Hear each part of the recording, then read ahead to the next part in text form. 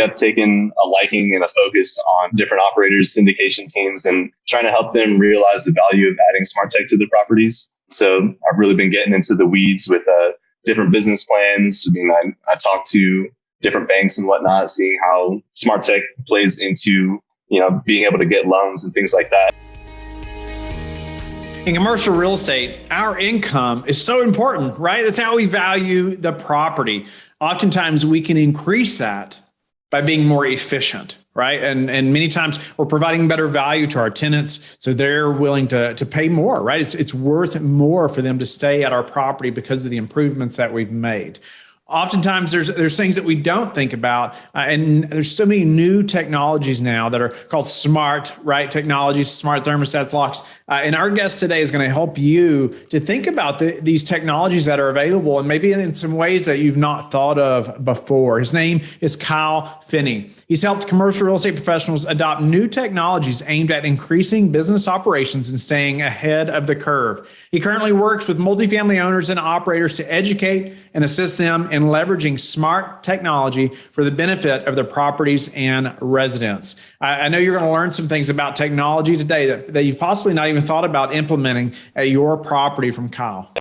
Kyle, welcome to the show. I know you have some knowledge around especially tech that's going to help us as operators today in thinking through, what kind of tech is out there? What do we need to be thinking about using in our properties? And does it make sense for our type of property? And does it even, does it add up? Do the numbers add up? This is something that we should be thinking about. So give us a little more about yourself, Kyle. Welcome to the show. Well, I appreciate that intro. Yeah, so I work with Arize. I'm a business development manager, and really I've taken a liking and a focus on different operators, syndication teams, and trying to help them realize the value of adding smart tech to their properties. So I've really been getting into the weeds with different business plans. I talk to different banks and whatnot, seeing how smart tech plays into, being able to get loans and things like that. So yeah, I'm excited to talk with you and, to hopefully provide some value to your listeners. Sure, no doubt. Well, I know a lot of our listeners they love learning about tech, but ultimately they want to be as efficient as possible, right? Our properties are valued by the income, and any way that we can make things more efficient typically means, it either costs us less in the long term or we make more because we're efficient, right? And it's even more beneficial for our tenants, right? In so many ways when we can add tech or add efficiencies that they love, right? They are our customers, in that regard. And so give us some tech or some of the benefits, some things. So let's dive in to that, the syndicator, the operator that's listening. And what are some things that they should be thinking about in the tech world that maybe they haven't applied yet or even thought of? So I love that. So really what I've seen a lot lately is, as you said, if we can save on operation costs and lower expenses anyway, then yeah, you're going to increase your income. So thermostats are a great way to do that. What is it? Smart thermostats. Okay, go ahead.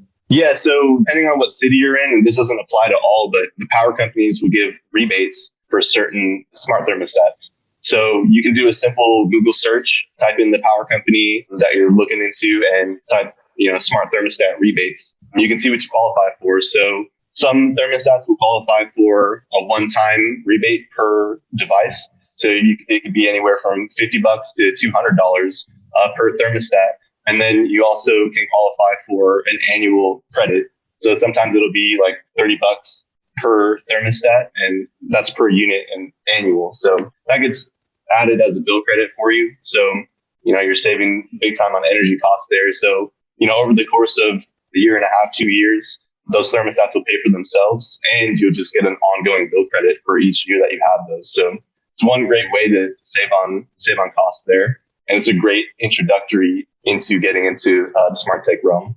Okay, let's think through just that technology alone. What does that do for the tenant? What does that do for the landlord? How is that helpful for it to be a quote, smart thermostat? What does that mean? So some of the benefits there, the tenant side, they'll be able to control thermostat from their phone. And some thermostats, they have geo-fencing and geolocation capabilities. So, if your device is within, say, 5 miles of your apartment, it'll trigger an automation to lower that temperature or raise the temperature to whatever you set it to. You can set schedules.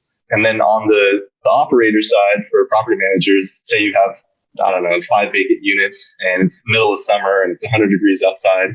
And, you don't want the AC blasting in those units at 60 degrees. So you can batch set those with the click of a button to run at like 80 degrees. And then, if you have, you're going to have a tour coming by and you need that unit to cool a little bit, you can just pop in and click a button to set the temperature to what you want, as opposed to sending someone out there and taking time from maintenance to go do that for you. So you mean like on my app or on the computer, I could go ahead, the manager could go ahead and turn that down or set it to say, cool off at 1 p.m., knowing that we have some showings at 2 or something like that. I've not heard of the geofencing thing where it's like, okay, it could know when I'm within so many miles. And so therefore it has time to cool off, or change it, just when I'm close. That's interesting. I've not heard of that before. Mm-hmm. So what's some other tech that's going to, or actually on that note though, how much can I monitor, or is it even legal? I don't know, as far as like how my tenants are using, this smart thermostat, can I see what they're setting it to all the time, or how much, the units are running or things like that per unit? Is that possible?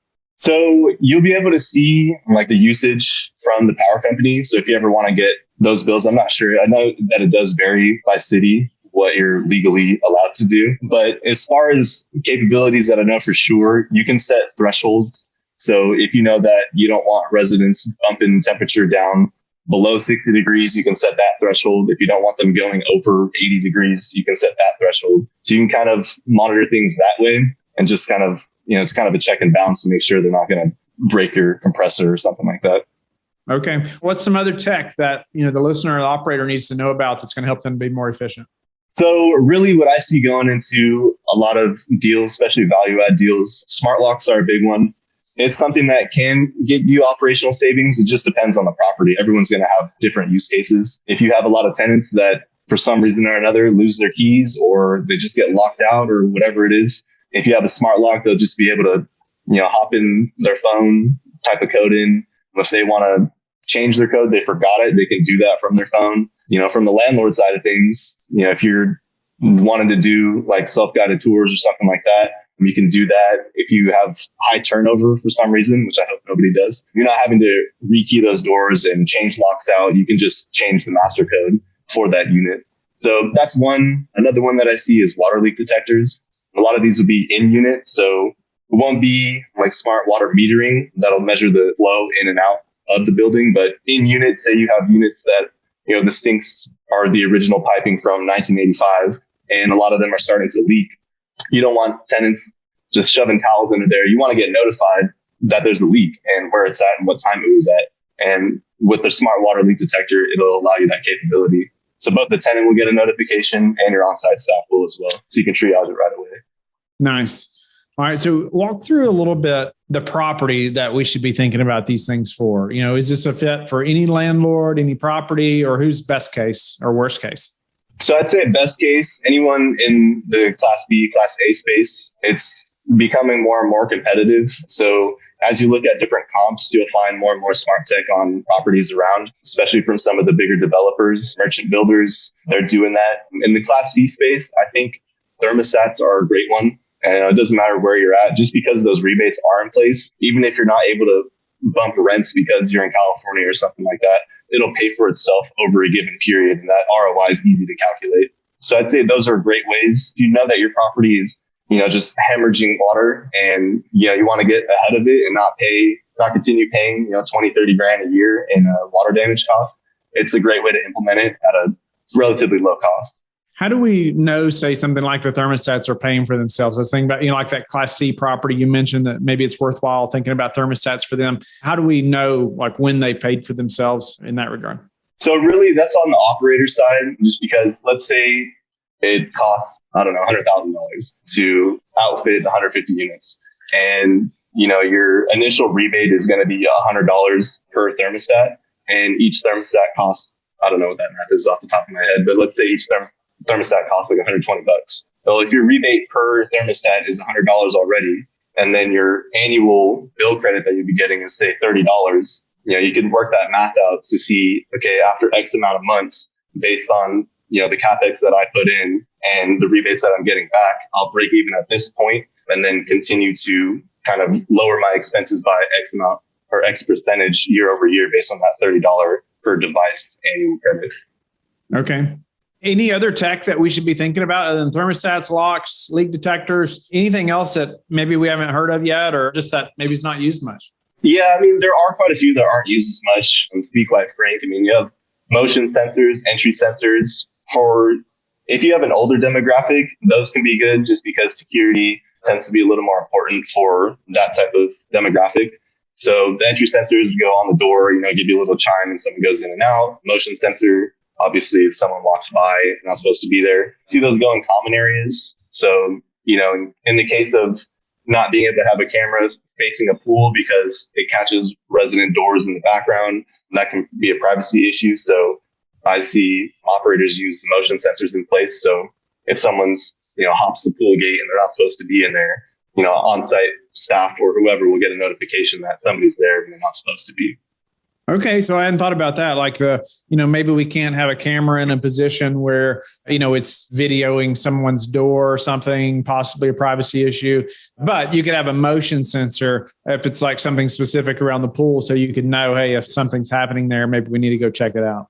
Yeah. I mean, I see especially with perimeter gates, you can get away with some decent floodlight cameras that'll cover pretty good field of view. But in some cases, like I said, yeah, if it's facing a resident door, I've seen that go south. Yeah, other smart tech things. I mean, you have smart light switches, light switch dimmers, video doorbells, you name it. It's all there. It's just going to be really a conversation about what's best for this property because it will vary. Yeah. Okay. It is going to be very property specific, I'm sure.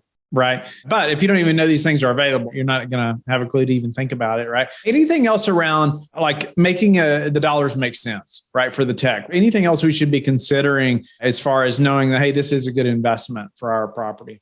Yeah, I'd say whoever you're talking with in the smart tech space, just ask them to give you numbers so you can underwrite it into a deal. Because I've seen it all too many times where, especially with salespeople, they want to hold off on the numbers and they want to prove the value and whatnot. But when it comes down to it, you got a business to run and the dollars are important. So if you can get a holistic figure around not only device costs, but installation costs and ongoing SaaS costs, that'll let you or give you the most holistic view of if the numbers are going to work with your business model. Awesome. All right, Kyle. A few final questions for you. I want to get to, I wonder, what's a way that you've recently improved your business that we could apply to ours? I've been doing a lot of reflective journaling. So just journaling things that went well during the day, things that I could improve on. And, each day I try and work on those things that I can improve on. So that's been a really big success factor for me. When do you do that? I do it morning and night. It used to be just at night so I could reflect on the day previous. But now I'll wake up and sometimes I'll have thoughts occur to me in the morning that I didn't think about the night before. Okay, that's cool. What are some of the most important metrics that you track? Really, relationships are a huge metric for me. I mean, if I can impact, somebody else's business in a positive way, then for me, achieving a level of success. What about habits that you're disciplined about that have produced the highest return other than journaling? Routine. So morning routines, nighttime routines. And then I've been meal prepping a lot. So that's allowed me to really stay on schedule with a lot of things. Wow. And number one thing that's contributed to your success? Asking questions and not being afraid to ask the questions about things you don't know about. You can't be the smartest person in the room. So I like to take that student mentality approach anytime I'm learning something. And how do you like to give back? Just provide value to people in any way that I can. It doesn't matter what we're talking about. If I can enhance your life, then that's going to be fulfilling for me. Awesome. Kyle, it's been an honor to have you on the show and really to open our eyes, I think many listeners to the smart technology that's out there. I know you mentioned a few things too that us, maybe the listeners have not thought of before or thought about a way to use something or the thermostat's locked, leak detector, even the motion sensors versus a camera in places, how you can still maybe accomplish some of the same thing, but maybe not go against some kind of privacy issue. If there is, I don't know if that's state specific or what, but, thinking through what property also is this the best fit for, that's helpful. A and B versus C projects. It could be very different, right? Depending on the tenants that you are serving. So grateful for your time. How can the listeners get in touch with you and learn more about you? Hit me up on LinkedIn. It's Kyle Finney. We can search Arize after that. Yeah, I'm always happy to chat on LinkedIn and get connected.